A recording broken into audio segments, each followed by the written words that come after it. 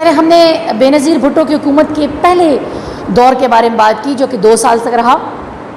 اب بات کرتے ہیں ان کے دوسرے دور حکومت کی جو کہ 1993 سے 1996 تک رہا۔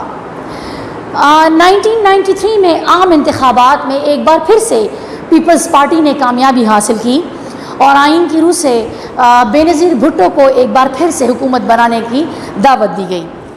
یوں انہوں نے 19 اکتوبر 1993 کو ایک بار پھر سے وزیر اعظم پاکستان کے عہدے کا حلف اٹھایا۔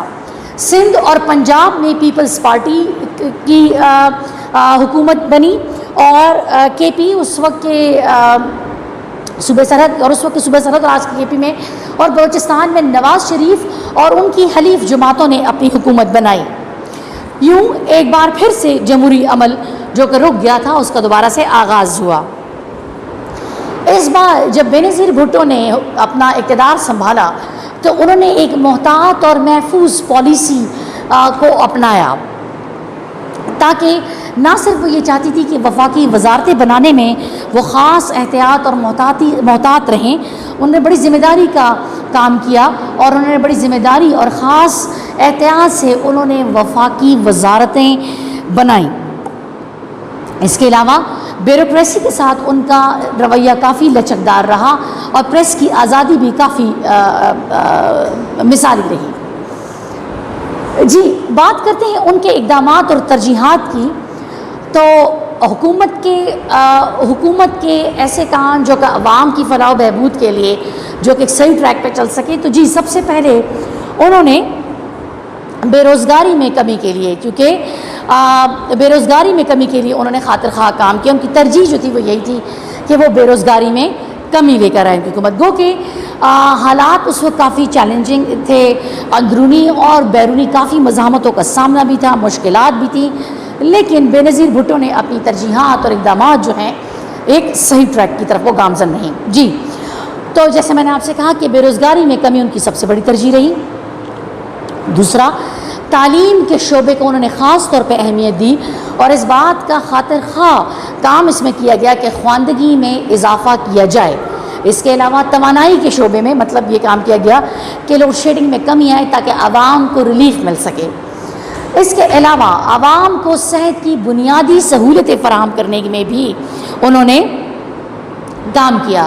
منشیات کی روک تھام کے لیے بھی اقدامات کیے گئے اور جرائم اور دہشت گردی کا خاتمہ کرنے کے لیے بھی کام کیا گیا۔ اس کے علاوہ خارجہ پالیسی کے حوالے سے اس وقت کے بدلتے ہوئے سیناریو مطلب جو حالات چینج ہو رہے تھے تو ملک کی خارجہ پالیسی کے جو مقاصد تھے اس کا اثر نو تعین کیا گیا۔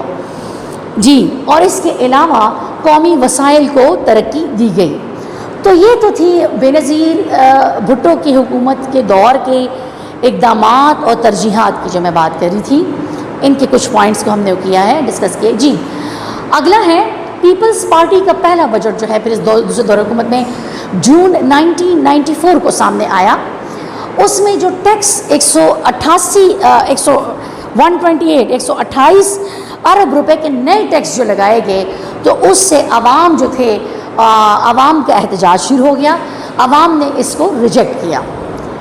اس کے علاوہ ایک اور بات جو ہے کہ بلدیاتی اداروں کی بحالی کے لیے سپریم کورٹ نے بلدیاتی اداروں کی بحال کیے جو کہ 26 جون 1996 کو بلدیاتی اداروں کی بحالی ہوئی 26 جون 1996 کو سپریم کورٹ کی طرف سے، لیکن حکومت نے ایک نیا قانون پاس کر دیا تاکہ لوکل باڈیز کونسل کے اختیارات ان کے پاس رہیں۔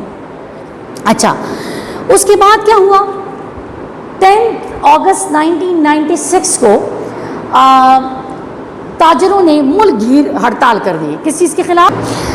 جی تو جنرل سیلز ٹیکس کے خلاف تاجروں نے ہڑتال کا اعلان کیا 10 اگست 1996 کو۔ یہ ہڑتال 2 دنوں تک رہی۔ تو یہ کچھ مشکلات جو تھی حکومت کے ان کو سامنا کرنا پڑا۔ اس کے علاوہ صدر اور وزیر اعظم کے درمیان اختلافات بھی سامنے آئے جو کہ ججوں کی تقرر کے سلسلے میں تھے۔ اس میں صدر اور وزیر اعظم کے آپس میں اختلافات بڑھ گئے۔ اب جب حالات اس قدر خراب ہو گئے تو انہوں نے اپوزیشن کو مذاکرات کی دعوت دے دی. اچھا لیکن اس کے علاوہ کیا ہوا کہ اس وقت کے صدر پاکستان فاروق لغاری نے آئین کا جو آرٹیکل 58(2)B کا ان کا جو اختیار ان کو حاصل ہے کہ جس کے ذریعے وہ اسمبلی توڑ سکتے ہیں، تو 5 نومبر 1996 کو صدر پاکستان فاروق لغاری نے اپنے اس اختیار کا استعمال کیا اور یوں قومی اسمبلی جو ہے انہوں نے اس کا خاتمہ کر دیا، یعنی کہ بے نظیر بھٹو کے دوسرے دور حکومت کا خاتمہ ہوا. اس کے علاوہ جو سابق اسپیکر تھے قومی اسمبلی کے ملک معراج خالد، ان کو نگران وزیر اعظم انہوں نے مقرر کیا اور اس بات کا اعلان کیا گیا کہ 3 فروری 1997 کو عام انتخابات کرائے جائیں گے. یوں بے نظیر بھٹو کے دوسرے دور حکومت کا خاتمہ اس کے ساتھ ہوا. شکریہ.